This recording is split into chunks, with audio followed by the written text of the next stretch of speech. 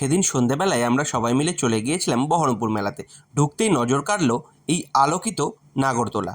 10 টাকা দিয়ে ভেতরে প্রবেশ করার পর দেখতে পেলাম রকমারি জিনিস।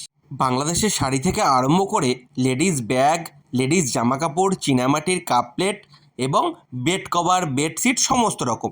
এইসব দেখে সুকন্যার চক্ষু তো চড়ক গাছ। এরপরে মেয়ে বললো একটু খেলাধুলা করবে, তাই এই 50 টাকার বিনিময়ে এই বলগুলোর মধ্যে ওকে চাপিয়ে নিলাম। এর মধ্যেই সুকন্যা দেখি কোথায় দোলনায় বসে ছবি তুলছে।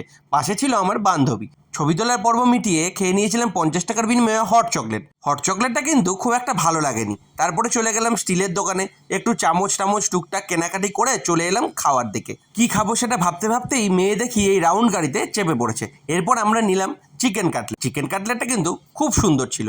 তারপর মেয়েকে ডিজনিল্যান্ডে চাপিয়ে আমরা বাড়ির পথে রওনা দিতে গিয়ে এই মানুষগুলোর সঙ্গে দেখা হয়ে গেল। ইউটিউবে অনেকবার দেখলে সামনাসামনি কিন্তু প্রথম। আজকের মতো টাটা।